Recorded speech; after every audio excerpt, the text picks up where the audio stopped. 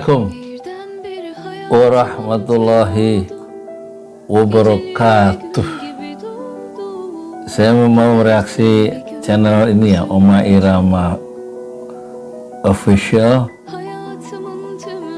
Ini dia wawancarai siapa itu, Habib siapa yang dari Jawa Timur itu, saya lupa. Di sini nggak ada tulisannya sih.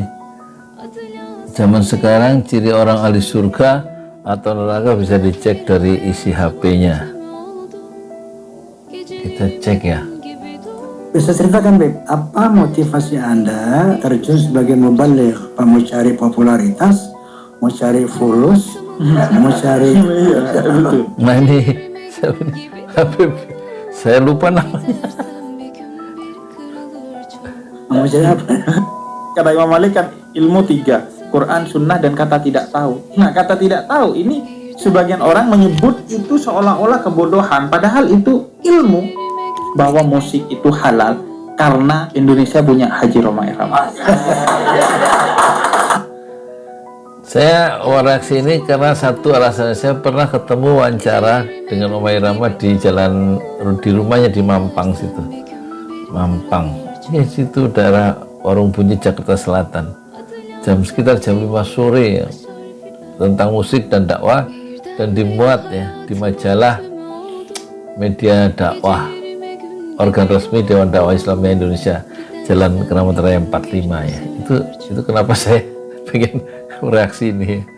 Jangan politik aja ngomongnya, santai, yang santai ya dah.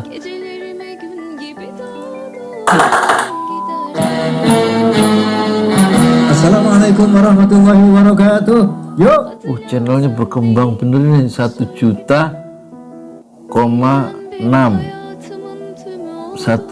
juta subscribernya. Itu kita lihat jumlah videonya berapa sih? Video gimana cara ngelihatnya ya? Oh ini about kapan mulai dia?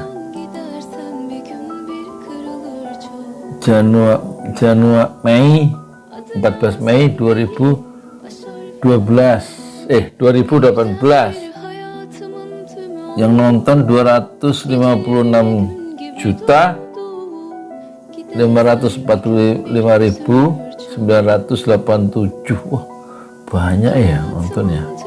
Dan kita mulai mana tadi? Kita cek mana? Video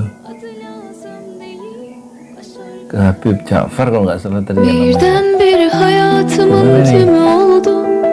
Bukanya kembali ke awal gimana sih? Koko ya, beranda ya? Beranda deh. Ini Ja'far. Yuk.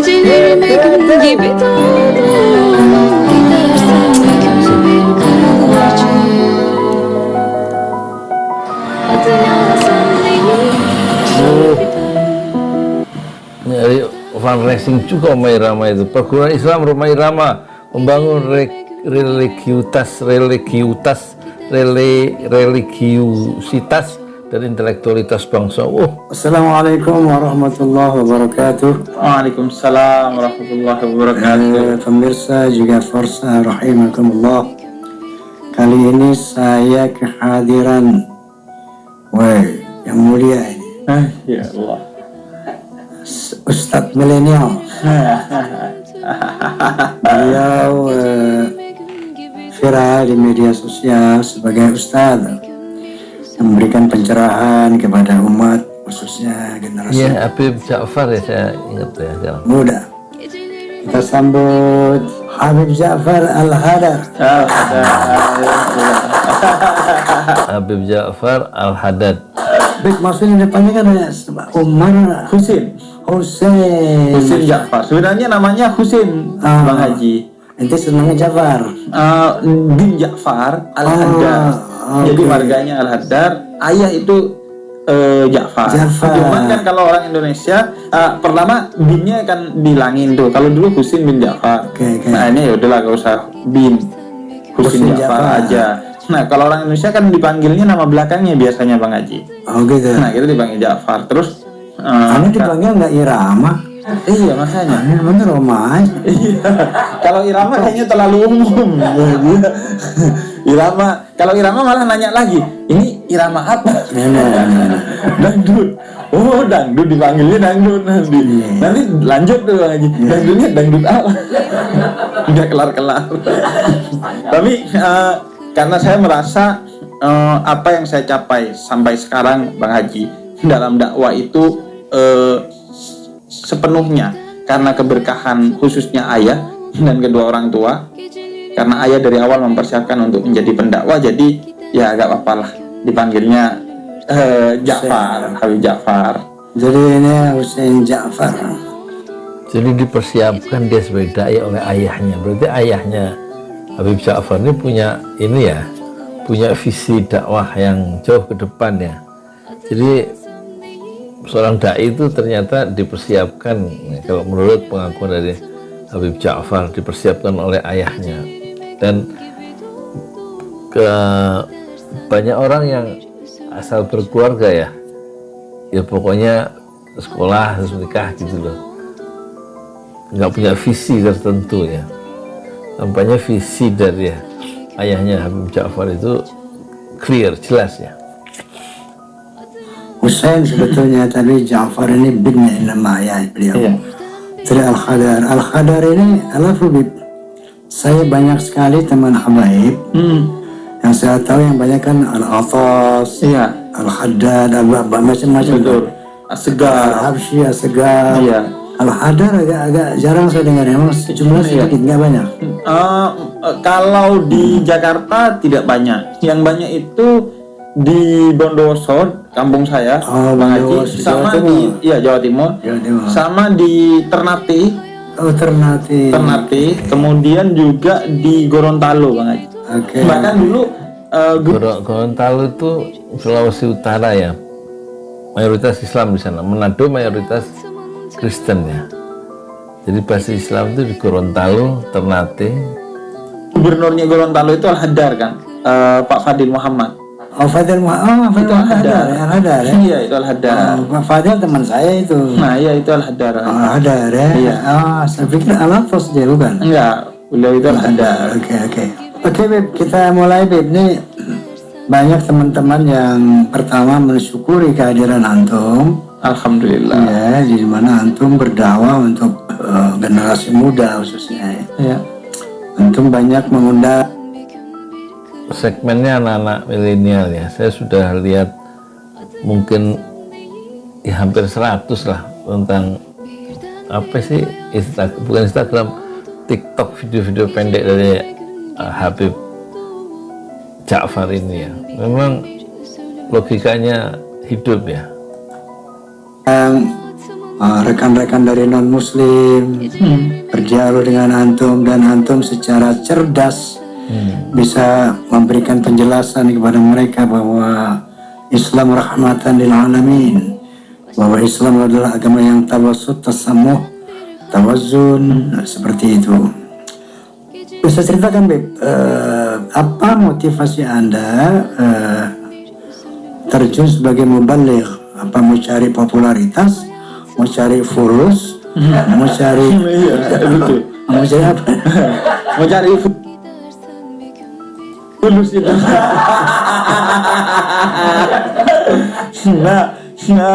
Jadi mubalik. Pertama justru sekarang itu Bang Haji, yang paling saya khawatirkan adalah popularitas itu. Karena saya selalu khawatir untuk mencari garis batas. Ini masih di koridor niat dakwah yang dari awal saya komitmenkan dan orang tua saya komitmenkan, atau ini sudah masuknya istidraj nih. Kita sudah istidraj. Jadi dalam buku Fiqh Dakwah karangan Muhammad Nasir itu dikatakan ada persoalan untuk para mubaligh atau juru dakwah. Pertama, dia awalnya dia menyeru orang kepada dakwah ilallah, kepada Allah. Tapi lambat laun karena popularitasnya meningkat ya, si dai itu lama-lama tidak sadar, akhirnya dia motivasinya berubah, bukan menyeru orang kepada Allah, tapi bukan dakwah ilallah, tapi dakwah ila ana, yang menyuruh orang untuk mengikuti ana, mengikuti saya. Dan itulah salah satu problem seorang juru dakwah. Dia awalnya menyeru orang untuk kembali kepada Allah, mengikuti ajaran-ajaran Allah, terus lambat laut karena dia pengikutnya makin banyak, makin viral, dia kemudian berubah ya menjadi dakwah ila ana, dakwah ila ana. Itu ada di buku Fiqh Dakwah Muhammad Nasir, silahkan baca ya, penerbitnya penerbit Media Dakwah ya. Nah, tampaknya kesadaran itu tergelincir yang niat dakwah dari aslinya dakwah ilallah menjadi dakwah ila ana, itu disadari betul oleh Habib Ja'far dalam konteks makin meningkatnya popularitas ya. Sudah diistidraj sama Allah, sudah silau dengan popularitas itu. Nah, atas dan fulus ya ini. Iya, bisa jadi dengan segalanya lah ya. Fulus, kemudian ya tantangan dakwah itu harim. Tantangan dakwah itu harim ya, maksudnya perempuan ya. Itu tantangan dakwah itu. Kalau nggak selesai dengan 3 hal, harta, tahta, wanita, repot itu berdakwah. Antum belum punya harim? Udah, alhamdulillah. Baru 1. Alhamdulillah 1. Iya. Ini tadi disebut tantangan harim. Iya. Harim saya nonton soalnya Pak Haji. Iya. Karena Anda sebut harim berarti banyak tantangan harim juga kan? Iya. Nah, makanya saya kemudian belajar dari misalnya Ustadz Quraish Shihab. Kata Ustadz Quraish Shihab itu sorotan lampu dan mic seorang pendakwah itu harus diwaspadai oleh seorang pendakwah. Ia bisa jadi sorotan lampu dan mic yang buat si pendakwah itu populer ya, itu harus diwaspadai, kata Quraish Shihab yang dikutip oleh Habib Ja'far. Itu bahaya popularitas itu ya, sama dengan YouTuber itu. Jadi fitnah yang bisa menyilaukan dia sehingga kemudian tidak konsisten kepada misi dakwahnya. Oh, tidak konsisten pada misi dakwahnya karena silau ya, dengan gemerlapnya popularitas ya, sebagai seorang juru dakwah ya. Nah, diantaranya saya jaga itu dengan apa yang saya dakwahkan itu sebelumnya saya tulis, Pak Haji, agar apa yang saya dakwahkan itu pertama sistematis, kemudian yang kedua tidak sampai di titik di mana saya gak punya ilmu tentang hal itu.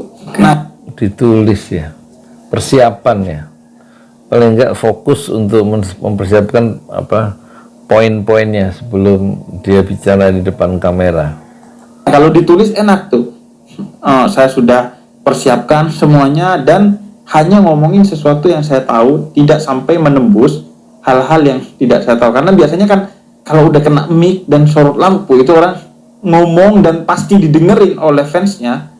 Itu dia kadang ngomong sampai tapal batas di mana dia gak punya ilmu, tapi udah toh orang percaya saya, toh orang dengerin saya.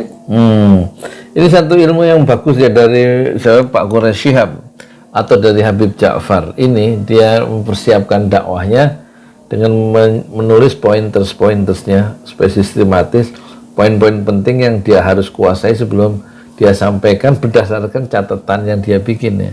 Sebab katanya kalau popularitas itu sudah meningkat dan dia merasa fansnya yang mendengar itu mempercaya apa yang keluar dari seluruh ucapannya, itu dia akan bicara apa saja justru yang tidak dia ketahui dia ungkapkan di depan publik. Dan itulah bahayanya istidraj itu ya, diangkat untuk dijatuhkan oleh Allah. Sehingga iya.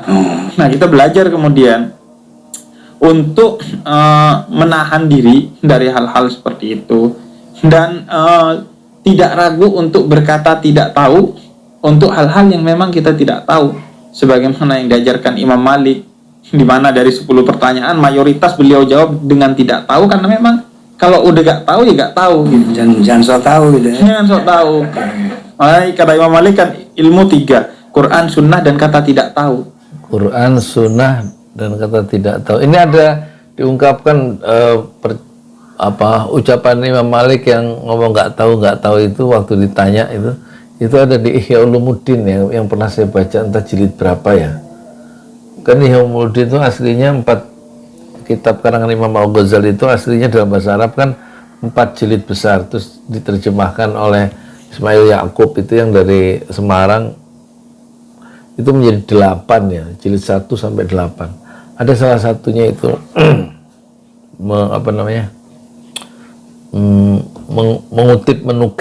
menukil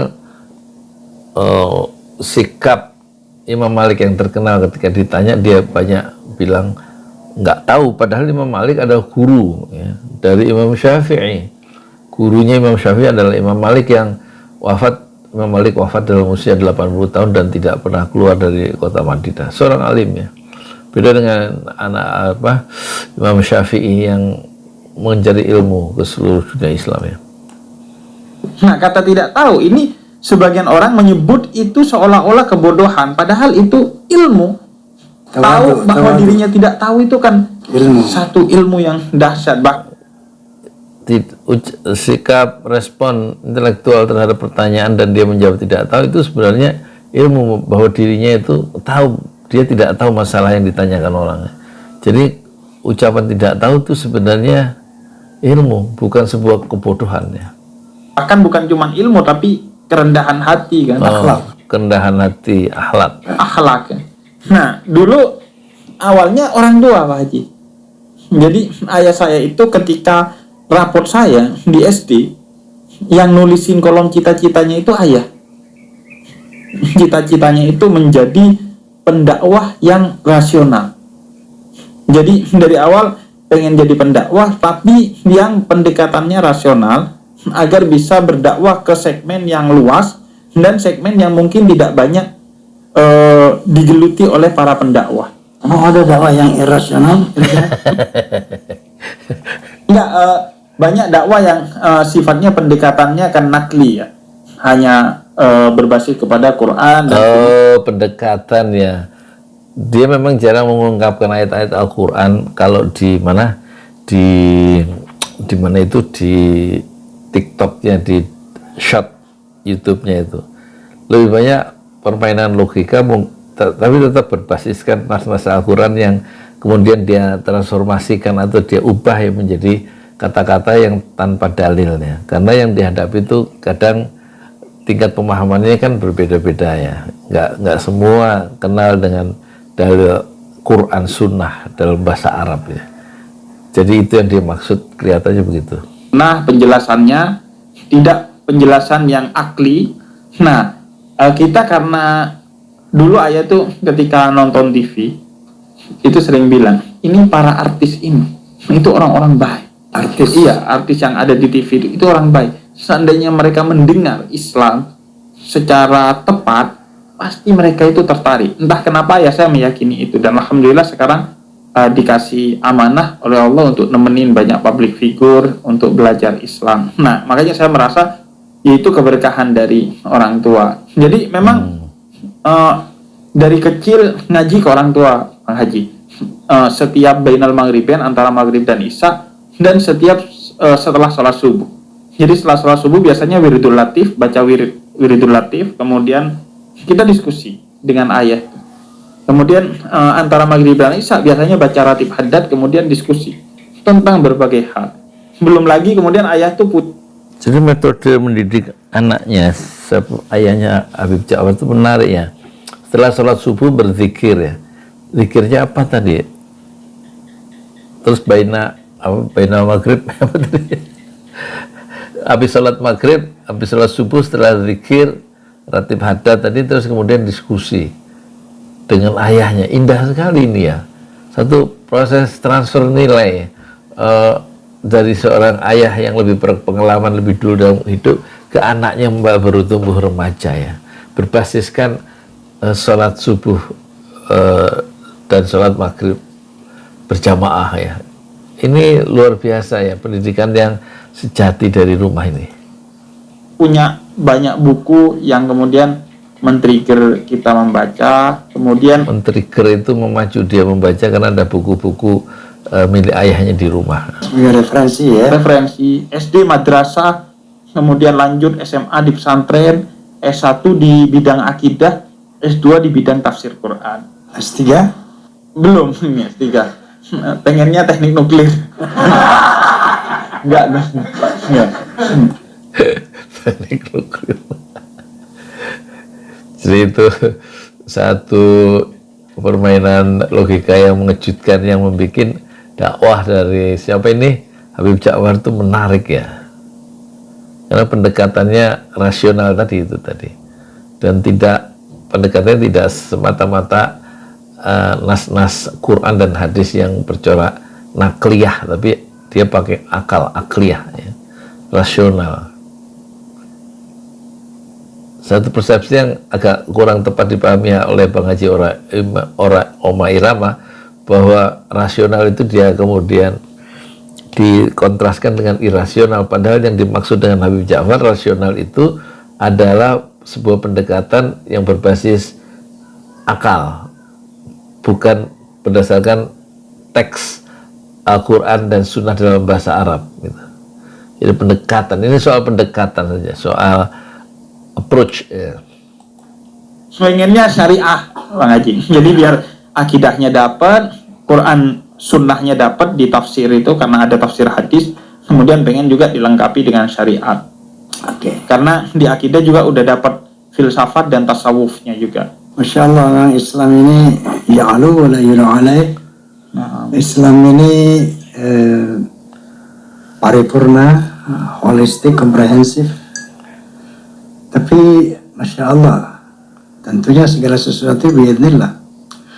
Ini di dunia Islam terjadi satu pengkelompokan umat yang berdasarkan mazhab atau akidah.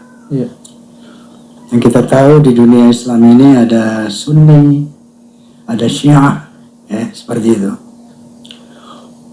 Banyak orang bertanya kepada saya. Orang bertanya kepada orang-orang. Ini Habib Ja'far ini Sunni apa Syiah? Iya. Bisa Anda jelaskan? Iya.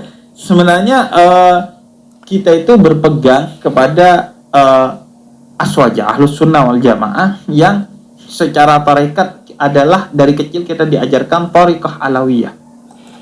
Thariqah alawiyah, ada thariqah Naqsabandiyah, ada thariqah apa lagi, Syadziliyah, ya kan? Saya suka ngaji kitab tasawuf, ditulis oleh siapa itu, buku tipis, yang ngaji kitab tasawuf Al-Ziliyah, Al-Syadziliyah itu ustadz-ustadz dari Parung dan Depok ya di sini. Yang thariqah alawiyah itu secara fikih Syafi'i, kemudian secara akidah dia akidah Asy'ari, dan secara tasawuf dia Ghazali. Itu sebagaimana dijelaskan oleh Imam Abdullah bin Alwi Al-Haddad. Itulah yang diajarkan kepada kita sampai sekarang dipegang.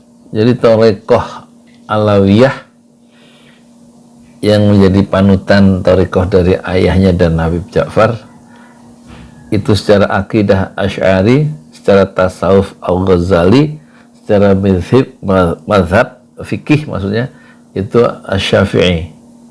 Kalau nggak salah begitu tadi ya. Coba kita cek lagi. Ada Syiah, seperti itu. Banyak orang bertanya kepada aswaja, Ahlus Sunnah wal Jamaah, yang secara tarekat adalah dari kecil kita diajarkan thariqah alawiyah. Thariqah alawiyah. Yang thariqah alawiyah itu secara fikih Syafi'i, Secara fikih Syafi'i, kemudian secara akidah dia akidah Asy'ari, dan secara tasawuf dia Asy'ari ya. Ghazali. Itu sebagaimana dijelaskan oleh Imam Abdullah bin Alwi Al-Haddad. Itulah yang diajarkan kepada kita sampai sekarang dipegang teguh, bahkan manhaj dakwah kita juga di bawah bimbingan Habib Jindan manhaj dakwah, metode dakwah ya, di bawah bimbingan Abi Jindan bin Naufal bin Salim bin Jindan, yang sanad dakwah itu manhajnya didapat dari Habib Umar bin Hafid. Jadi enak, kata Habib Jindan, kalau orang punya guru dalam segala hal termasuk dalam berdakwah, salahnya bisa jadi benar. Dalam artian ketika kita salah, sebelum orang negor, guru kita udah negor duluan. Dan benarnya menjadi lebih benar, karena ketika benar kita kemudian pengen merasa sombong, ditegur oleh guru kita, jangan sombong, karena justru sombong itu yang bikin kita jadi gak benar. Jadi kesimpulannya antum ini mana Syiah? Ahlus sunnah wal jamaah. Sunni. Iya, sunni. Clear ya pemirsa. Sunni, Ahlus Sunnah wal Jamaah Sunni ya, bukan Ahlus Sunni wal Syi'i. Jadi dia thariqahnya adalah Alawiyah. Alawiyah itu isinya 3. Satu, secara fikih dia mazhab Imam Syafi'iyah. Kemudian secara akidah dia adalah Asy'ari ya. Ini kajiannya bisa mendalam, kita tidak masuk ke situ. Kemudian dari segi tasawuf, pendekatan tasawuf yang dikembangkan oleh Imam Al-Ghazali ya, penulis kitab tasawuf yang sangat terkenal di dunia Islam, yaitu Ihya Ulumuddin. Ini banyak pemirsa saya. Sebenarnya padahal Haji, kalau orang yang mengikuti saya itu kan sudah ada 1.600-an ceramah di YouTube aja tuh, Mang Haji. Dan di 1.600 ceramah di YouTube, luar biasa ya. Sosial juga saya ngaji ke berbagai guru-guru seperti Habib Jindan, kemudian berbagai guru lah, yang itu semuanya berada di Thariqah Alawiyah yang mazhabnya itu Ahlus Sunnah wal Jamaah. Begini Beb, satu realitas di Islam ini ada 3 kelompok besar ya. Sementara ada perintah Allah Subhanahu wa taala, wa'tasimu bihablillahi jami'an wa la tafarraqu. Bagaimana mengimplementasikan 3 grup yang sangat saling mengkafirkan ini, menurut bagaimana konsepnya? Iya. Tidak ada konsep kecuali ya kita kembali kepada tali Allah tadi, bahwa kita mengembalikan segalanya ke jalannya Allah.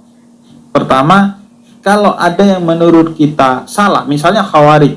Kalau Khawarij itu kan akar katanya kharaja. Kharaja itu memang orang yang keluar. Ya.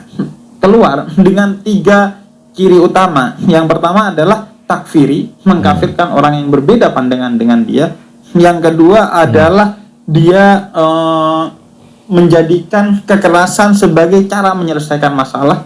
Makanya dia bunuh Sayyidina Ali bin Abi Thalib sebagai khalifah pada saat itu, karena berdamai dengan Muawiyah pada saat itu dalam arbitrase perang Siffin. Perang Siffin. Kemudian yang ketiga adalah pemberontakan kepada kekhalifahan yang sah.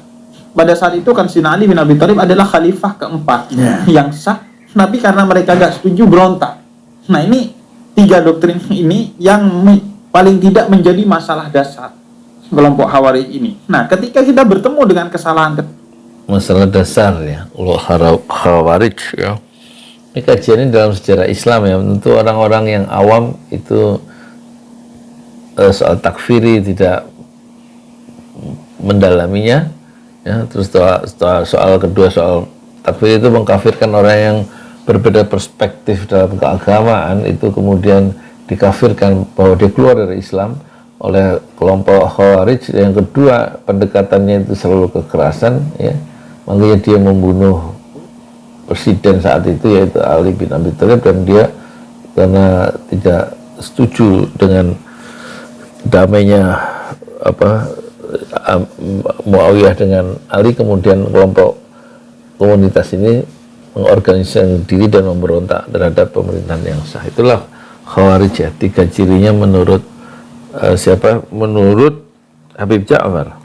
Kesalahan itu tentu kita tidak membenarkan, tapi kita menegur mereka dengan cara-cara yang juga disyariatkan oleh Allah, yaitu sebagaimana ketika Nabi Musa disuruh menegur Fir'aun sekalipun dengan cara-cara yang Bil lembut, hikmah, gitu. wal Bil mau'izatil hikmah, hasanah. wal mau'izatil hasanah, dengan kata-kata yang santun dan cara-cara yang bijaksana. Wajadilhum billati hiya ahsan. Kalaupun harus berdebat, berdebatlah dengan bukan hasan, bahkan ahsan yang Billati digunakan hiya Al-Quran. ahsan, yang Terbaik dari semua cara yang baik yang ada, dipilih yang paling baik mana, itu yang Oke, jadi menurut beliau ini solusi dari perbedaan ini untuk bisa merealisasikan Ini persoalan yang diangkat Omai Rama itu persoalan yang serius ya, yang tidak mungkin bisa bisa diselesaikan atau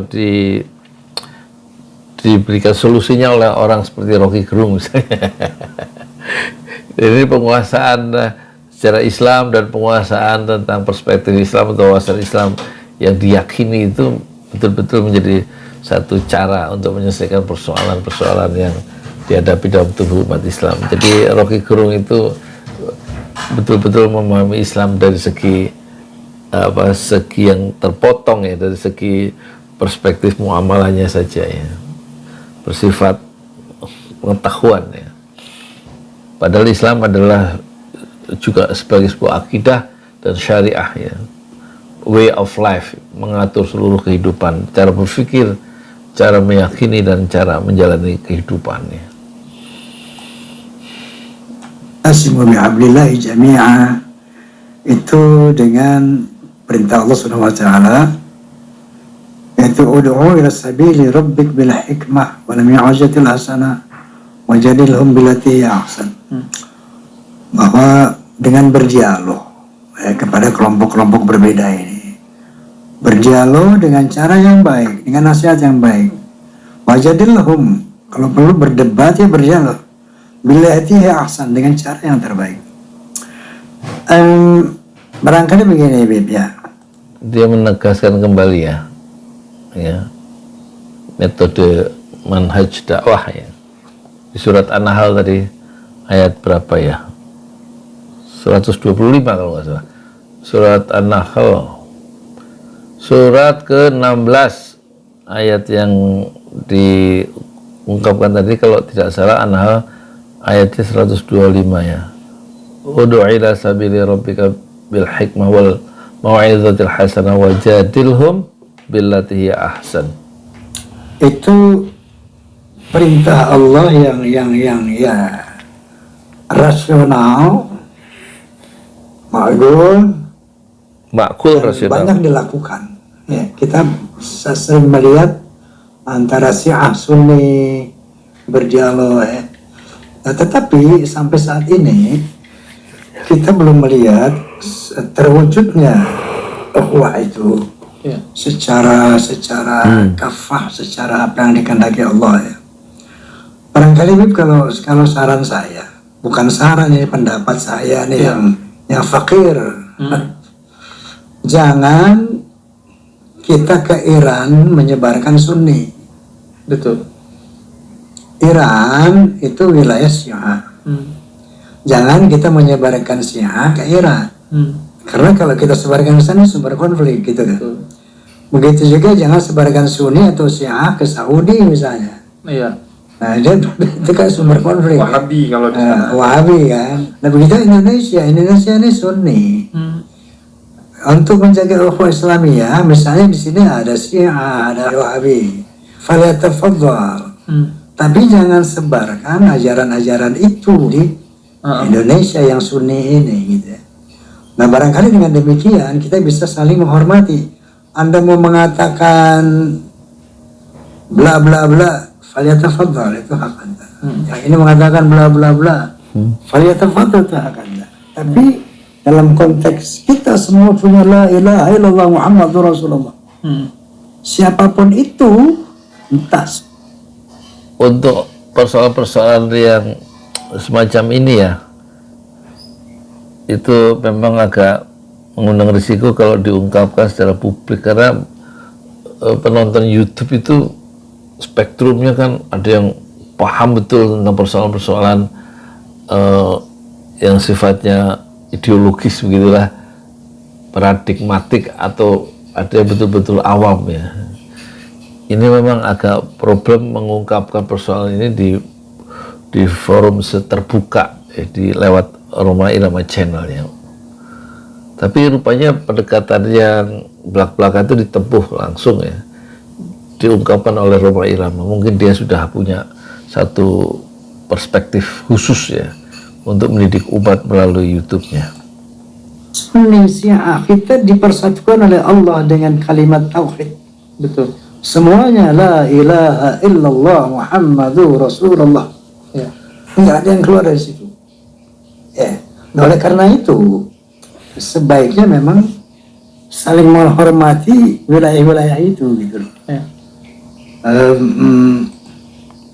Dia lebih banyak menjelaskan pandangannya ya, dan Habib Ja'far mendengarkan dulu apa yang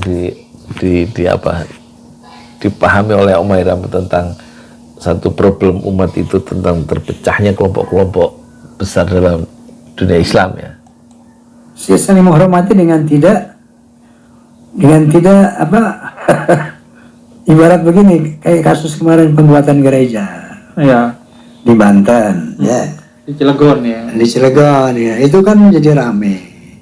Nah padahal ya itu kalau kita sadar seperti hal tadi, jangan melebarkan sayap kepada suatu wilayah yang jelas identitasnya, ya.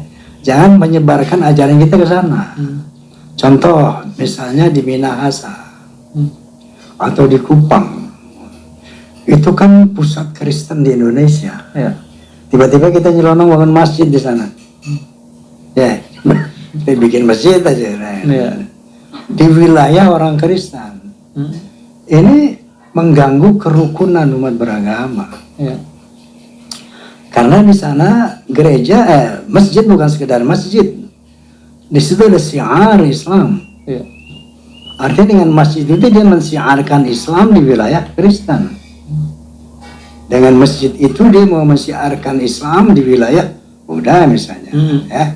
Ini jelas akan memicu konflik. Nah begitu juga ketika misalnya di mana kemarin? Di Banten. Di Cilegon. Di Cilegon. Ya. Wilayah Kristen, wilayah Islam mau dibangun gereja. Ini kan not just building. Not just building. What is building gitu ya? Apa sih gereja masjid itu? Not just like that. Ya. Di sana adalah pusat penyebaran agama, masjid, gereja ataupun sinagog apapun ya. Ya. Simbol sebagai pusat penyebaran agama. Nah itu sangat memicu keresahan umat di wilayah itu. Ya kan? Demi menjaga ukhuwah wataniyah. Baru kali ini ya Rhoma Irama bicara serius dalam pengertian tamunya Habib Ja'far ini itu terpaksa dijadikan pendengar untuk sementara untuk mendengarkan penjelasan Rhoma Irama sebagai tuan rumah yang tampaknya dia punya unek-unek yang sudah lama terpendam dan dia ungkapkan kepada orang yang tepat gitu kira-kira ya, yaitu Habib Ja'far. Sehingga tentu agak bukan aneh ya, agak di luar kebiasaan Rhoma Irama yang sering bertanya kemudian langsung dijawab oleh tamu yang diundang narasumber. Kali ini narasumbernya yaitu Habib Ja'far dijadikan satu tumpuan untuk bagi Rhoma Irama untuk mengekspresikan ya kegalauannya terhadap persoalan-persoalan yang selama ini dia pendam ya, dan kerinduan untuk mengutarakan itu melalui YouTube dia sampaikan sekarang lewat Habib Ja'far yang dia pandang memiliki satu keluasan, seorang dai muda yang diterima oleh anak muda dan dipandang memiliki ilmu yang cukup gitu. Dan dititipkan pesan-pesan Rhoma Irama itu tentang tentang bukan metode dakwah tentang etika dakwah begitu kira-kira ya, di antara kelompok-kelompok yang berbeda di Indonesia. Demi menjaga kerukunan antar umat beragama, janganlah umat Islam tiba-tiba mendirikan gereja, mendirikan masjid di komunitas Kristen. Jangan orang Kristen mendirikan gereja di wilayah Hindu, di wilayah Islam. Nah, oleh karena itu dulu ada peraturan 2 menteri 3 menteri. yang mengatur bagaimana pendirian rumah ibadah. Jadi ada syarat-syaratnya. Pertama, ada berapa orang penganut agama itu? Memenuhi syarat tidak? Dan terus yang kedua, lingkungan menyetujui tidak? Gitu.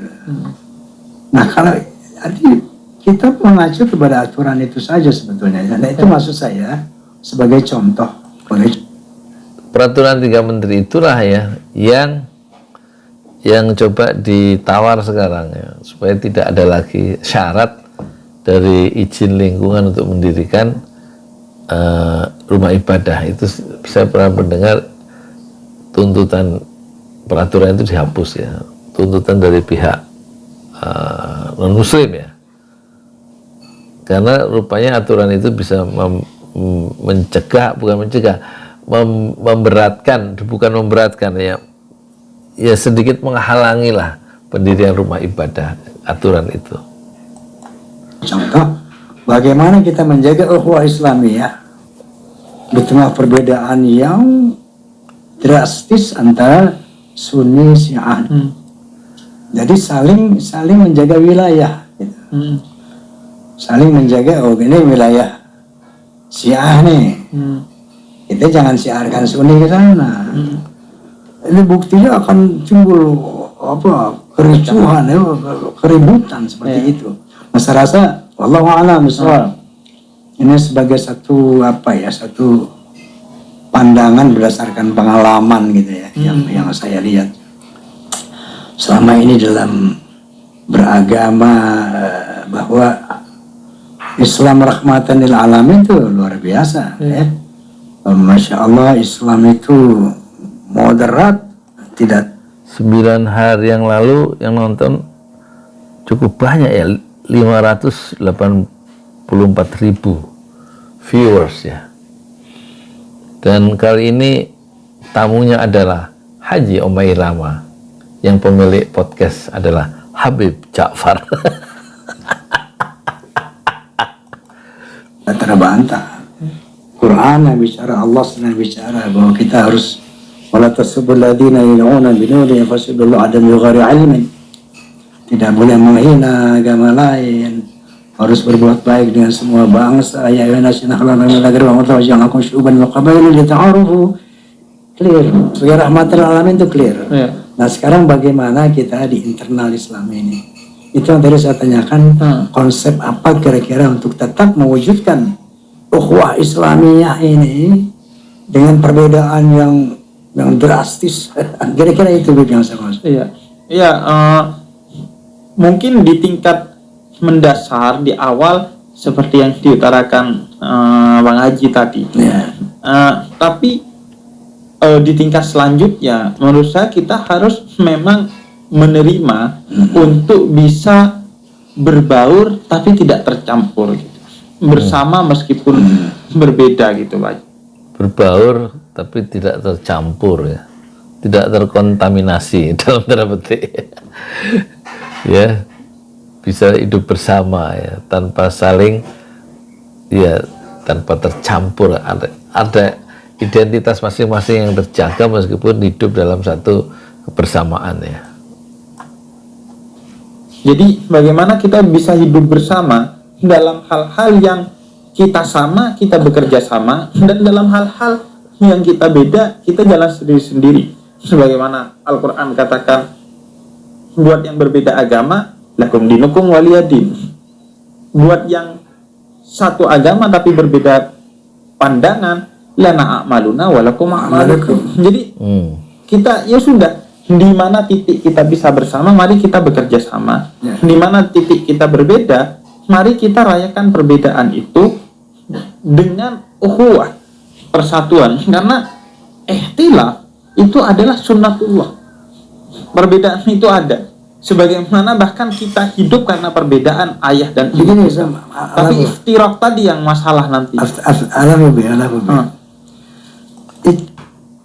Habib Ja'far berusaha mau menjelaskan perbedaan ikhtilaf, perbedaan pendapat dengan iftiraq ya, kalau nggak salah. Tapi rupanya langsung dipotong oleh Haji Oma Irama ya. Tampaknya dia tema persatuan di benak Haji Oma Irama, persatuan internal umat Islam ini menjadi concern yang besar ya. Karena dia juga berkeliling berceramah ke seluruh Indonesia kan. Itu punya antum bilang tadi, apakah mungkin, misalnya apakah mungkin kita bisa bekerja sama berdampingan dengan baik, sementara orang itu mengkafirkan kita, misalnya ya, mengkafirkan kita, kamu kafir. Iya. Apakah ini kita bisa? Itu makanya kalau kita kan berkaca kepada era Nabi Muhammad di Madinah melalui piagam Madinah, Nabi bisa mengatur itu dengan baik. Ada komunitas Nasrani, ada komunitas kalau itu clear, Beb. Kalau dengan non Muslim itu clear. Iya. Clear. Nah, ini bayanana nih. Nah, iya. Nah, ini. juga di antara kita juga kan di zaman Nabi Muhammad juga perbedaan-perbedaan itu terjadi. Walaupun dalam konteks yang minor ya, yang kecil. Misalnya yang paling simpel jumlah adzan lah. Di zaman Sayyidina Abu Bakar, Sayyidina Umar, itu bukan zaman Nabi, Beb. Di zaman Nabi dan zaman Sayyidina Utsman kan berbeda. Nabi nggak ada azan, perbedaan nggak ada zaman Nabi. Yang ada di zaman setelah sahabat. Enggak, di zaman Nabi pun. Misalnya Bang Haji, ketika seorang sahabat diutus oleh Nabi dalam satu perjalanan, ketika sampai di satu tempat yang bernama Bani Quraidah, maka sholat asar kamu di sana. Itu kan juga terjadi perbedaan. Karena belum nyampe di Bani Quraidah, waktu asar sudah masuk. Tapi yang sebagian memilih ya sudah sholat asar karena waktu asar sudah masuk.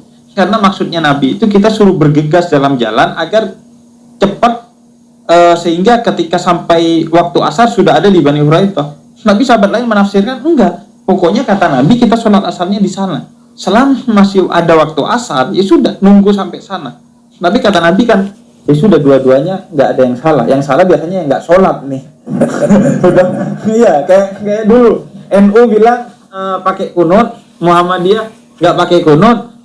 Yang salah apa? Yang nggak sholat subuh gitu. Dan akhirnya keduanya sepakat karena sama-sama nggak sholat subuh sebagian orang itu. Lagunya gue udah bikin tuh. Oh iya. Ada. Baca kunut dan tidak baca semuanya benar. Berbeda rakaat tarawih semuanya benar. Yang nggak benar yang nggak sembahyang.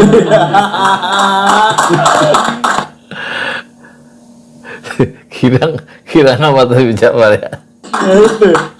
Nah, jadi poinnya persis seperti apa yang tadi disampaikan Bang Haji. Poinnya adalah jangan kita saling menghina satu sama lain dengan pertama mengkafirkan, menyesatkan. Ini yang sering juga Bang Haji, membid'ahkan, memusyrikkan, mentogutkan iman orang lain. Itu yang dilarang. Jangan orang-orang yang kita hormati, kita hina. Jangan orang-orang yang kita agungkan, dihina oleh orang-orang yang berbeda. Jadi, mari kita saling menghormati. Jangan orang tahlilan dituduh yang aneh-aneh. Orang ziarah kubur dibilang nyembah kubur. Jangan kan, saya misalnya, kita pergi ke makam orang tua kita misalnya, dibilang minta duit ke orang tua. Ya Allah, jangankan pas mati, pas hidup aja kadang minta duit ke orang tua gak dikasih kita. Jadi udah tahu kita itu nggak pernah minta kuburan. Kita itu mintanya kepada Allah, cuma karena kita gak pede dengan diri kita diwasilati dengan wasilahnya, dengan perantaranya orang-orang tua atau para wali itu. Maksud saya, ya udahlah, kita itu hidup sendiri-sendiri tanpa mendiskriminasi. Menurut kita itu salah, ya sudah, kita jangan jalankan itu. Tapi jangan seperti yang Bang Haji bilang tadi, jangan mendakwahkan sesuatu yang itu titik perbedaan kita. Wah, sono tuh salah begini. Kata guru saya Habib Jindan bilang, kita ini ngurusi perbedaan di internal umat Islam seolah-olah di zaman ini itu gak ada orang mabuk, gak ada orang zina, sehingga kita dakwah ini untuk membenarkan orang yang sudah benar hanya beda aja dengan kita. Padahal di luar, misalnya Sekarang itu tantangan kita terhadap ateisme di berbagai negara Yang Islam. zina masih banyak sini, Bib. Yang zina banyak Pak Oh, Haji. banyak. Kita tahu. Nah, kalau taunya gampang Bang Haji. Tinggal ini buka aja HP-nya mereka. Kalau ada micetnya, Jangan sering micet kan Micet. itu nggak tahu. itu aplikasi Bang Haji. Aplikasi warna hijau. Nah, karena kita dakwahnya ke anak muda harus tahu tuh dunia-dunia begitu Bang. Warnanya hijau, micet namanya. Iya, jadi saya ditanya Bang Haji, bawa HP yang ada Qurannya ke kamar mandi boleh enggak? Boleh, kata saya. Karena yang enggak boleh itu bawa mushafnya. Seperti kamu kalau hafal Quran masa nggak boleh masuk kamar mandi? Nggak boleh dong. Sama kalau ada di HP nggak apa-apa. Cuma kamu kok nggak nanya bawa micet ke masjid itu boleh apa enggak? Micet itu aplikasi yang biasanya digunakan untuk hal-hal yang minimal subhat, maksimal haram gitu ya. Minimal subhat, maksimal haram micet, aplikasi micet ya. Nah, jadi kita kenapa nggak ngurusin itu gitu? Yang minum masih banyak juga di sini, Bib. Yang minum apalagi? Sekarang aja Bang Haji ya. Anda tahu itu? Banyak Bang Haji. Anda tahu? Bahkan tempat-tempatnya saya tahu Bang Haji. Karena ada tempat yang memang mempromosikan begitu. Bahkan sekarang yang aneh-aneh nih Bang Haji. Ya. Orang bikin soju halal. Soju ini kan minuman keras dari Asia Timur sana. Namanya soju. Terus Soju. dibikinlah produk soju yang memang non alkohol, halal, tapi rasanya seperti soju. Maka itu jelas diharamkan misalnya oleh MUI. Kenapa? Karena nanti orang jadi kepikiran, ini soju yang halal aja enak, apalagi yang haram. Itu kan seperti kata Bang Haji, kenapa yang enak itu diharamkan Bang Haji kan? Nah, kemudian juga Itu perangkap setan. perangkap setan itu. Perangkap setan. Soju ini perangkap setan juga. Perangkap setan. Dan orang jadi bingung, ini soju yang halal apa yang haram? Padahal soju itu dasarnya haram. Nah itu memang seperti yang Bang Haji bilang, itu perangkap setan, bahkan perangkap dajjal itu. Karena kata Nabi, dajjal itu senjata utamanya fitnah. Yang fitnahnya itu adalah membuat yang haram tampak enak dan yang halal tampak tidak enak. Saya akan ditanya, Islam itu kok ribet ya? Banyak banget. Ini haram, itu haram. Kata saya. Jadi ini cara menjelaskan Islam yang memang khas untuk anak-anak muda ya, yang tidak bisa dilakukan sebenarnya oleh Haji Omai Rama ya. Haji Omai Rama menyasar pendekatannya lewat musik ya, lewat musik. Yang untuk sebagian kelompok Islam musik itu haram. Tapi ribuan lagu bertema-tema dakwah dan mengajak orang pulang kepada Allah yang tampak dari syair-syair Haji Omai Rama itu sudah digaungkan sejak tahun berapa? Tahun 75 ketika Haji Omai Rama itu mengibarkan ya Voice of Islam ya, bahwa musik itu dijadikan sarana untuk dakwah ya. Jadi satu visi yang jelas ya dari seorang anak muda waktu itu, Omai Rama, yang menjadikan musik itu sebagai apa? Voice of Islam ya, suara dakwah Islam ya. Kalau kamu belajar Islam, prinsip dasar dalam usul fiqh adalah segala sesuatu itu halal sampai ada sesuatu yang mengharamkannya. Nah, karena itu yang haram itu justru sedikit. Cuma entah kenapa orang-orang ini penasaran sama yang haram. Maksudnya begini, Bib. Ada Allah berfirman, wa yuhillu lahumut thayyibat wa yuharrimu 'alaihim al-khaba'ith. Nah, Dihalalkan buat kamu yang baik-baik, iya. diharamkan yang tidak baik buat kamu. Iya. Nah, contohnya bir haram, lo kerjain deh minum bir, pasti lo kena penyakitnya gitu Kena kan. penyakit, hilang akal. Kamu berjudi, silakan berjudi, pasti lo akan kena hari Cisco berjudi itu nggak nyaman, miskin lah maksudnya. Nah, ini banyak yang gitu. Bang Haji udah bilang. Nggak kamera Bang Haji. Bang Haji itu sudah bilang, judi haram ya Bang Haji. Itulah tadi wa yuharrimu 'alaihim al-khaba'ith. Iya. Jadi dihalalkan, jadi Islam itu yang diharamkan apa sih? Yang merusak kamu. Itu nggak boleh. Artinya Islam itu menjaga kesehatan kamu, menjaga keselamatan kamu dengan mengharamkan hal yang akan merusak kamu, kan gitu soalnya. Iya. Itu. Iya, dasarnya. Dan itu kan jumlahnya sedikit Bang Haji ya. Mana cuma apa sih? Iya. Yang jelas di Quran kan, yang jelas di Quran itu ya khamar, judi, babi, darah, bangke. 5 yang diharamkan: judi, khamar,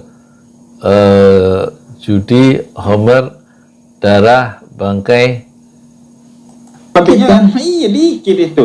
Gini aja deh. Somai nggak ada kan somai? Somai nggak ada. Nasi Padang halal loh. Kan bagus itu gitu kan. Dan ini Bang Haji ya, saya yakin Bang Haji, kalau bir itu misalnya dihalalkan, nggak banyak yang minum tuh Bang Haji. Pusing soalnya. Iya karena pertama dia tahu jeleknya, dan yang kedua dia akhirnya nggak penasaran kalau udah halal. Saya kasih contoh Bang Haji ya. Kita itu ketika pacaran ini kan haram karena dua orang keluar, tapi pas lagi pacaran pengen ketemu terus dengan pacar kita. Begitu udah kawin, Begitu udah nikah, kita selalu cari alasan untuk pisah sama istri kita. Itu benar udah kata Abang Haji. Perangkap setan. Nah, masalahnya Anda begitu pan bisa. Nah, jadi lagi kita kan Bukan yang ngomong mesti benar. Anda pengen bisa sama istri Anda. jadi ilmu itu ada dua. Bisa dari pengalaman, bisa dari kita ngelihat realita. Nah, saya ini yang berdasarkan pengalaman. Jadi apa? Dalilnya banyak. Kita harus cerdas ini kalau ngurusin. Kalau enggak, intinya saya suka apa yang disampaikan Imam Ghazali. Kalau ada 99 alasan untuk mengkafirkan orang dan satu alasan untuk mengislamkannya, maka pilihlah untuk menyebut dia sebagai seorang muslim. Kalau Nabi ayyuma rajulin qala li akhihi ya kafir faqad ba'a biha ahaduhum atau kama qala wa illa raja'at alaihi. Kalau ada seorang laki-laki muslim berkata kepada saudara muslimnya, "Hei kafir," Kembali. kekafiran itu akan berada pada salah satu dari keduanya. Kalau yang dituduhkan itu kafir. Tapi kalau tidak, raja'at alaihi. Kembali kepada Kembali ke dia. dia. Kembali yang mengatakan. Mengaji saya punya pengalaman soal itu. Apa tuh? Nah, biar Jadi jadi ini dua tokoh dakwah yang berbeda pendekatan ya. Dan ya dua-duanya benar ya dalam mensyiarkan Islam dengan pendekatan yang berbeda. Yang satu sudah malang melintang di dunia dakwah lewat musik ya. Yang satu adalah generasi baru yang muncul dan mengambil segmen khusus, yaitu segmen seperti dirinya, yaitu yang disebut sekarang sebagai generasi milenial ya. Menarik, kita ikuti terus ya. kena nih ke anak muda Bang Haji. Ya, Saya dulu punya website dakwah Bang Haji. ya. Nah itu kan ada iklannya dari Google. Google masang iklan secara sporadis tuh, semau dia. Nah, pernah ada orang yang capture, kemudian nge-share di media sosial. Ini Habib gimana? Website dakwah, tapi iklannya porno. Ya. Jadi iklannya itu yang nyerempet-nyerempet porno gitu. Ya, ya. Biasanya obat-obat untuk Apa tuh lelaki. yang warna hijau itu? Apa namanya? Micet. Micet bukan? Bukan. Bukan. Inilah, coba Bang Haji download aja lah Bang Haji. Maksudnya biar tahu keharamannya di mana, biar bisa dijelaskan kepada umat nanti Bang Haji. Micet ya. Bang Haji, kapan-kapan bikinin lagu buat micet tuh Bang Haji, tolong. Karena judi ini lebih buruk dari judi juga Bang Haji. Karena dari Judi kan micet tuh- judi gitu kan? Iya, kan Micet. Jadi kemudian Haji kata, gimana nih dakwah, website dakwah kok isinya iklannya begitu. Padahal iklan itu berbasis algoritma. Algoritma itu berbasis kepada kebiasaan kita Bang Haji. Kalau kita biasa buka website porno, iklan yang diberikan nyerempet porno. Jadi dia nuduh saya porno, padahal kepornoan itu kembali kepada dirinya sendiri. Justru itu menegaskan, oh berarti kamu suka buka porno. Nah itu mungkin bagi anak muda relate-nya tuh gitu. Kayak sekarang kita di HP gitu Bang Haji. Kita misalnya buka sepatu keren. Besoknya aplikasi kita atau media sosial kita isinya itu kita trigger untuk beli sepatu kan, iklan-iklan sepatu di mana-mana gitu. Nah makanya kata Nabi, jauhilah perkumpulan yang tidak membawa kebaikan kepada kamu, apalagi membawa kamu kepada keburukan. Nah perkumpulan itu sekarang bukan hanya perkumpulan dalam offline tapi juga online. Jadi komunitas di online itu membentuk cara berpikir kita ya, teman-teman kita itu membentuk cara kita beragama itu sesuai dengan teman kita dalam komunitas itu. Hati-hati dalam masuk grup WhatsApp, dalam ngeklik sesuatu, agar itu tidak membuat algoritmamu jadi Makanya saya nggak pakai WhatsApp, saya nggak pakai punya WhatsApp, saya cuma SMS sama mikir. sama konten itu. Saya dapat ilmu dari dia nih, ilmu micet. Oh kok tapi ya saya itu coba Bang lihat. Haji, algoritma itu sekarang banyak orang yang karena algoritma dia jadi tersesat. Jadi saya bilang begini Bang Haji, kamu itu kalau mau tahu kamu itu ahli surga apa ahli neraka, sekarang itu gampang Pak. Bisa tahu sekarang ya? Bisa tahu sekarang. Gimana caranya? Tinggal buka. Haji Omai Rahmat dikerjain terus sama Habib Ja'far ya.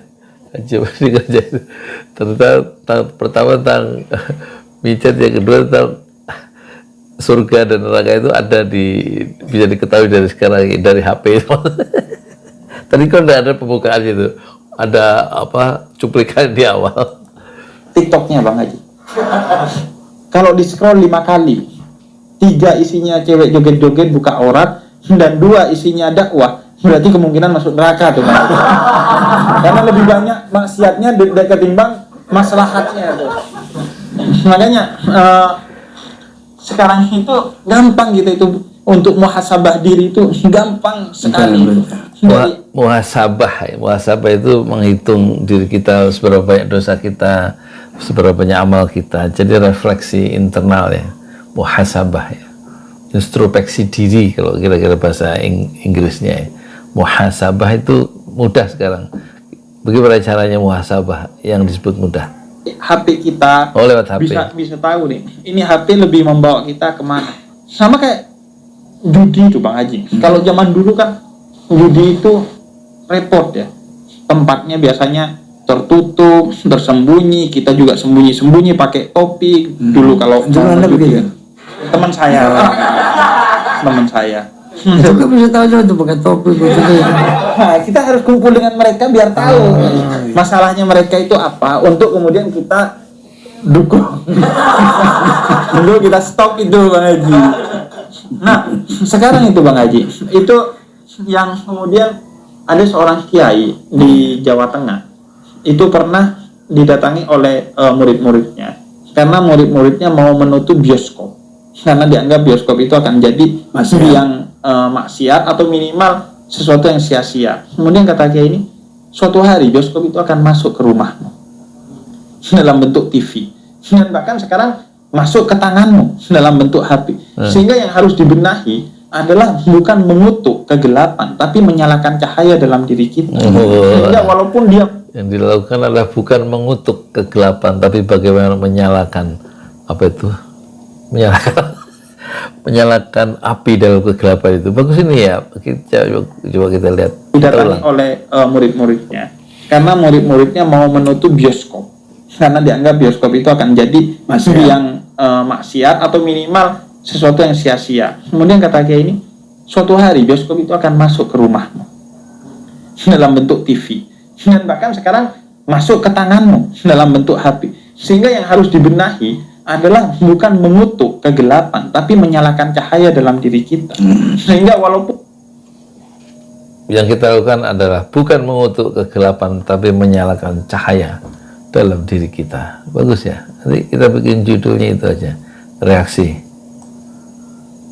Habib Ja'far ya. bukan mengutuk kegelapan tapi menyalakan cahaya dalam diri kita. Pun dia masuk ke tempat kita, kita nggak terpengaruh Apalagi oleh di mereka. bioskop ya. Iya, apalagi yang jauh. Nah, judi sekarang itu kalau kita tidak punya ketahanan diri, Bang, itu tidak ada orang yang Aplikasinya tahu. apa tuh judi? Aplikasinya apa? Nah, kalau judi saya nggak tahu.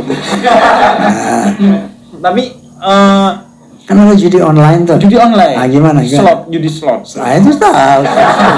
Itu bukan namanya, Pak Haji. Itu kegiatannya lah. Nah, bahkan sekarang kayak Piala Dunia gitu, judi bola, kemudian apapun sekarang sudah bisa dijudikan. Apalagi bola kan setiap malam Sabtu, malam Minggu ada, kemudian apapun lah. Nah, karena itu makanya yang saya coba upayakan itu membangun kedaulatan diri kepada anak muda, sehingga walaupun pintu-pintu maksiat itu dibuka dengan ribuan pintu, kita tetap memilih untuk tidak masuk. Karena kita tahu seperti orang tua saya, ayah saya khususnya mendidik saya. Masih ada orang tua Anda? Alhamdulillah masih ada. Ya. Beliau selalu mendidik, in ahsantum ahsantum li anfusikum. Kalau kamu jadi baik, yang akan mendapatkan kebaikan itu diri. Apa in ahsantum li anfusikum, jika kamu berbuat baik atau kamu menjadi baik, maka kebaikan itu akan kembali kepada dirimu sendiri. Dalam surat apa itu ya? Al-Isra ayatnya saya nggak tahu, lupa. Kelihatannya ini akan diteruskan oleh fa'in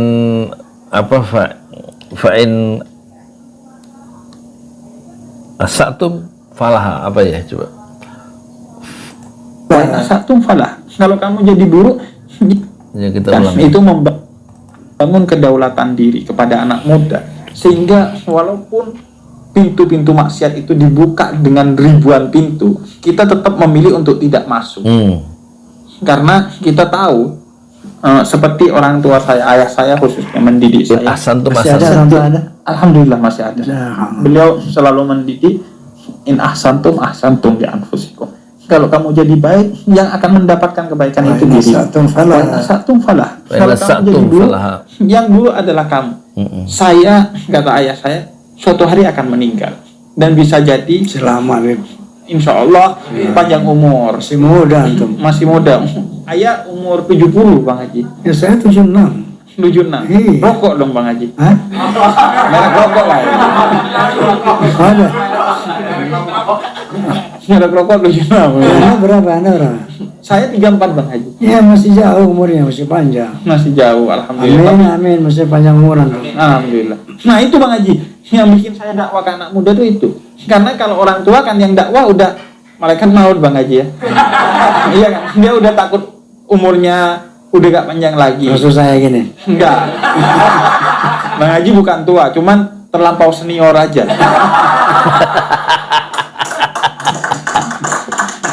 Dan Ini akhlak.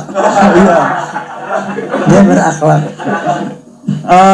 Jadi dia Puncak akhlak itu dipuji ya soal pilihan kata-kata tidak tua, bukan tua tapi terlampau senior.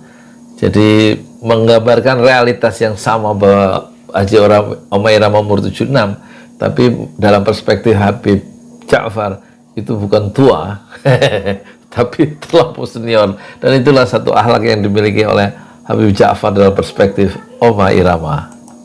itu adalah ketika kita sudah bisa bercanda dengan rekan kita, sebagaimana Nabi dengan para sahabatnya itu kan sering tuh kadang bercanda pakai makan kurma, kemudian bijinya ditaruh di samping sahabatnya, kemudian sahabatnya bilang, oh yang paling banyak makan kurma itu yang bijinya paling banyak di depannya. Kata Nabi, yang lebih banyak makan kurma adalah yang makan kurma sama biji-bijinya. Artinya itu simbol keakraban. Dan saya sama Bang Haji pertama kali loh ini ketemu. Pertama kali ketemu Bang Haji langsung bisa akrab. Alhamdulillah. Alhamdulillah, berarti Anda berakhlak. akhlak saya jeblok. Enggak, Bang Haji, berarti Bang Haji orangnya sangat enak buat diajak ngobrol. Nah itu Bang Haji, ke anak muda, karena anak muda ini, Jadi ini pertemuan perjumpaan pertama ya Habib Ja'far yang terkenal itu dengan Haji Oma Irama yang sangat terkenal ya sejak kemunculannya tahun 70-an ya. Tapi mereka langsung akrab karena mereka itu diikat ya, dipersatukan oleh la ilaha illallah Muhammad dan Rasulullah dan akhlak yang sangat tinggi di antara keduanya, antara senior dan junior ya, antara Oma Irama, Haji Oma Irama dengan Habib Ja'far. Satu percakapan intelektual yang sangat memuaskan secara intelektual dan sangat indah. Mereka ini masih merasa seolah-olah panjang umur. Seolah-olah panjang umur. Ya? Iya. Sehingga mereka, banyak nih ya, saya yang ketemu dengan anak muda ngomong, obatnya entar-entar aja. Iya. Sekarang habisin aja dulu jatah nakalnya. Puas-puaskan dulu lah. Puas-puaskan dulu. Itu. Makanya padahal Nabi bilang kan, ya jabu rabbuka min syabin laysat lahu safwa. Allah itu terkagum-kagum kalau masih muda tapi sudah taat. Nah, kita dakwakan. Allah terkagum terhadap orang yang muda tapi sudah taat kepada Allah Subhanahu wa ta'ala. Anak muda untuk meminta rahmatnya Allah melalui kekaguman Allah itu, sehingga kita bisa dirahmati oleh Allah di dunia dan di akhirat. Makanya kalau kita ya udah neliti itu, dunianya anak muda nih apa sih sekarang? Apa nih masalah-masalahnya anak muda dan lain sebagainya, sehingga kita coba hadir. Makanya kita dakwah itu sampai ke TikTok, nggak sampai ke micet tapi makanya. Ya Allah. Bang Haji ini salah satu sosok yang orang tua saya jadikan prototipe dakwah, Bang Haji. Allahumma shalli ala Muhammad. Serius ini orang tua saya itu banyak memberikan prototipe. Salah satunya Bang Haji Roma Irama, bisa berdakwah dengan musik. Kemudian Muhammad Ali bisa berdakwah dengan tinju. Kemudian kalau yang musik lainnya MHN Najib bisa berdakwah juga dengan musik dan budaya. Kemudian juga pokoknya orang tua saya tuh sering menceritakan semua orang yang mengajak kepada kebaikan dia sedang berdakwah. Makanya dulu itu semua orang yang mengajak ke arah kebaikan maka dia sedang berdakwah. Menurut orang tuanya Habib Ja'far, dia contohkan Oma Irama ya, yang suka diceritakan bahwa dia berdakwah melalui musik, atau MH Ainun Najib dia berdakwah melalui tadi katanya melalui musik dan budaya dengan Kiai Kanjengnya itu, atau Muhammad Ali berdakwah melalui tinjunya, ya kan, dunia tinju. Ini satu wawasan yang luas dari ayah dari Habib Ja'far ya, yang betul-betul memperkenalkan satu manhaj dakwah yang berbeda-beda, yang memang segmen dakwah itu segmen dakwah itu memang berbeda-beda dari segi muyul kecenderungan mereka dan kebiasaan-kebiasaan hidup mereka ya. Ketika Nasim Hamid, petinju muslim yang suka berdakwah dari Inggris, itu main Bang Haji, ayah saya itu ngajak keluarga nonton bisa Fatihah. Iya.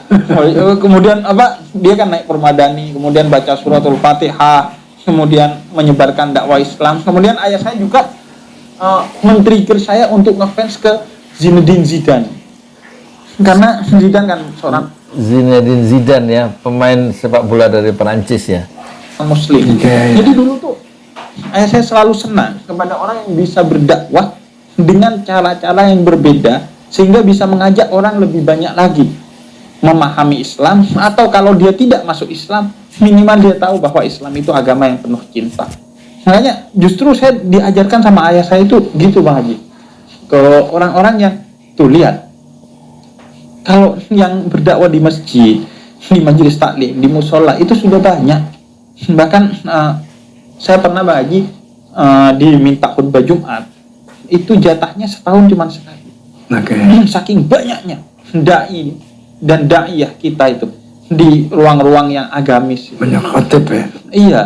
Nah, akhirnya itu. Jadi satu perspektif yang baru ya, dakwah di luar masjid, di luar ruang-ruang agamis, istilah dari Habib Ja'far itu yaitu melalui olahraga, melalui musik, melalui budaya, melalui TikTok, sekarang melalui YouTube dan lain-lainnya. Inilah yang dilakukan oleh Habib Ja'far berdasarkan satu paradigma atau arahan atau satu motivasi dari sang ayah, yang konon ayahnya Habib Ja'far itu tidak pernah bekerja ya. Tidak pernah bekerja di perusahaan atau di tempat kerja, tapi hanya mengurus yayasan pendidikan dan dakwah ya di kampung itu. Jadi tidak pernah bekerja kecuali sejak muda sampai sekarang mengurus yayasan. Luar biasa ya. Di video yang lain ya, di pewawancara lain di mana gitu, saya lupa, saya pernah, karena Habib Ja'far itu sudah saya amati lama juga ya. Saya tentu nggak bisa ngikuti ilmunya. Habib Ja'far itu terlalu luas dan dia seorang komunikator yang baik atau storyteller yang baik ya, yang sangat baik. Coba dong, makanya saya Bang Haji dakwanya itu pakai musik Bang Haji. Kalau saya nggak bisa main musik Bang Haji. Pakai musik kan? Iya. Saya itu salah satu dakwah saya yang paling fenomenal tahun 2019 menjelang COVID di Indonesia. Itu saya bikin show di Jember, Jawa Timur sana Bang Haji. Dihadiri oleh 1.500 anak muda. Bayar tiket dari 100.000 sampai 1 juta Bang Haji. Selama 7 jam dengerin saya dakwah karena ditemani oleh band coklat Kikan. Band Kikan. Kemudian Anda bukan punya musik sendiri enggak? Enggak. Oh. Yang kedua karena ditemani oleh stand up komedian. Bayangin Bang Haji, 7 jam orang dengerin dakwah bayar Bang Haji. Iya. Dan 1.500. Tapi ada bandnya kan? Ada stand up komedi kan? Dan saya pernah punya band dakwah Bang Haji. Apa Namanya Molong Syafaat. Molong itu bahasa Madura artinya memetik. Mati kan? Dan itu saya sering bilang bahwa ini terinspirasi dari nada dan dakwah. Oke. Bahkan nama festivalnya yang di Jember itu Bang Haji, itu adalah nada, canda dan dakwah.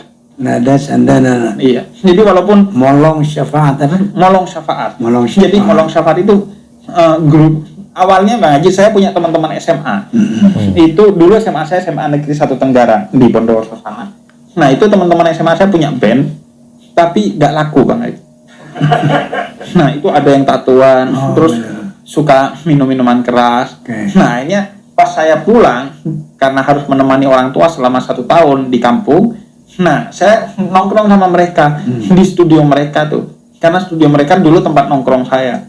Nah, ini band gimana? Iya Bib, la yamutu wa la yahya Bib. Dibilang hidup ya gak hidup, dibilang mati ya gak mau gitu. Kayak kerupuk. Kalau gak ada di makanan kurang, kalau ada juga gak bikin kenyang gitu. Nah, akhirnya kata saya, mau gak saya carikan proyek yang menarik. Apa? Kita bikin grup musik sholawat. Pakai bahasa Jawa, pakai bahasa Madura, pakai bahasa Indonesia, pakai bahasa Arab, bahkan pakai bahasa Inggris juga. Kita nyanyikan sholawat kepada Nabi Muhammad, nyanyikan lagu-lagu dakwah, ngajak orang kepada kebaikan, sembari misalnya 2 nomor tuh nyanyi, terus saya masuk tuh 10 menit ceramah Bang Haji. Nanti setelah itu kemudian musik lagi, terus saja begitu. Dan itu alhamdulillah Bang Haji nggak laku. Nggak laku Bang. Itu sampai kita diundang bupati sana Bang, bupati di daerah saya, dan sampai masuk TV daerah sana. Dulu itu satu pencapaian bagi kita. Dan yang paling saya senangi, dakwah itu utamanya adalah bagi diri kami sendiri. Mereka akhirnya berhenti minum minuman keras. Mereka kemudian mulai kembali. Jadi dakwah itu memang mulai dari mendidik diri sendiri ya, kata Rasulullah, ibda bin nafsik, mulailah dari dirimu sendiri. Dan itulah yang pencapaian itu yang dicapai oleh Habib Ja'far ketika dia menggerakkan anak-anak muda dakwah melalui membuat sholawat dalam 5 bahasa ya, bahasa Jawa, Madura, Arab, Inggris dan Indonesia ya. Satu upaya dakwah yang memang sangat kreatif ya dari Habib Ja'far. Lilah kepada jalan-jalan ketaatan tuh, mulai nggak menganggap tato itu sebagai kekerenan, mulai nganggap tahu bahwa itu dosa dan lain sebagainya. Dan yang paling penting kreatif, Bang Haji. Jadi botol minuman kerasnya itu dulu kan dipajang, Bang Haji, dengan bangga. Nah, setelah itu mereka isi air, kemudian diisi tumbuhan. Jadi dulu minuman keras itu mematikan saya, sekarang minuman keras itu saya bikin, saya prank justru menghidupi tumbuhan. Oke. Masya Allah, Bib. Jazakumullah khairan katsira. Ini tadi ada beberapa poin yang saya catat dari pertemuan ini, Bib. Pertama, bagaimana kita merekat ukhuwah Islamiyah. Merekat ukhuwah Islamiyah itu tema utama dakwah dari siapa? Umairama ya. Pernah dia ceramah dulu di Kampung Hutan di Ciputat waktu saya masih di sana ya. Dan pernah juga waktu saya di sini di Parung, pernah dia diundang di desa ceramah Haji Umairama. Dan saya sendiri pernah pernah wawancara sekitar 1 jam ya. Ketemu langsung waktu saya sodorkan rekaman dulu masih pakai tape, itu langsung tape-nya diambil sama Haji Umairama. Terus dia merekam suara saya sendiri. Jadi saya enak juga agak megang tape ya. Dia pegang tape saya dipegang oleh Haji Umairama di ruang depan rumahnya di Jakarta Selatan di Mampang berapa itu? Mampang 7 apa? Kita lihat closing apa yang diungkapkan oleh Imam. Di tengah perbedaan yang sangat keras ya, tapi itu pasti bisa diwujudkan, dan itu harus menjadi cita-cita kita umat Islam agar tidak terkotak terbelah ya, apapun perbedaan itu. Yang kedua tadi kita bagaimana tidak terkotak ya, tidak terbelah umat Islam meskipun berbeda pendapat secara internal dari segi fikih, dari segi akidah, dari segi apa tadi ya. Sepanjang tidak mengkafirkan, tidak membid'ahkan, tidak memusyrikkan, tidak merendahkan ya. Dukung Habib ini terus, Bib, berdakwah kepada anak-anak muda. Masya Allah, sebagaimana bilang tadi bahwa Amerika dakwah Islam oleh Muhammad Ali ya, bukan ulama ya. Iya. Roma Irama sih nggak usah dihitung lah ya. Bukan apa-apa. Roma Irama, Jadi antum sebagai anak muda telah menginspirasi anak muda untuk kembali. Jadi Muhammad Ali dakwah di Amerika melalui ya olahraga ya, melalui tinju. Kembali ke jalan Allah beribadah itu luar biasa, Bib. Semoga antum lanjut dan berhasil, amin Allahumma. Ya. Baik, barangkali last statement, Bib, untuk generasi muda. Last statement, pernyataan terakhir, omongan penutup. Anda statement sebenarnya ini statement yang sering saya bawa di mana-mana. Jangan-jangan lucu nih, gayanya pasti ketawa nih. Saya belum lihat ya, kita lihat akhir dari statement dari Habib Ja'far apa. Bahwa saya sering menjawab mereka yang bilang musik itu halal apa haram, nanya. Saya selalu bilang kalau dalil itu sudah saya jelaskan di berbagai tempat, tapi saya selalu bilang bahwa musik itu halal karena Indonesia punya Haji Roma Irama. Ini bukan karena di sini, Bang Haji. Bukan karena di sini. Kemarin saya di tempatnya Deddy Kobuzer. Saya juga jelaskan musik itu bilang haram karena dalilnya biasanya surat Luqman diidentikan dengan perkataan sia-sia.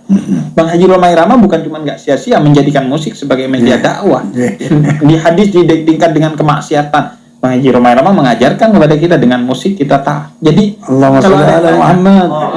Ada yang nanya, apa Bib dalil musik halal? Haji Roma Irama. Mari ya. Dan cuma ini, Mbak. Di berbagai tempat saya ini kan. Baik. Jazakumullah, Bib. Terima kasih atas perhatiannya. Jazakumullah khairan katsira, Bib. Wallahul muwaffiq ila aqwamit thoriq. Billahi taufiq wal hidayah. Assalamualaikum warahmatullahi wabarakatuh. Waalaikumsalam warahmatullahi wabarakatuh. Jadi satu percakapan yang indah ya, sampai saya reaksi sampai 1 jam 25 menit.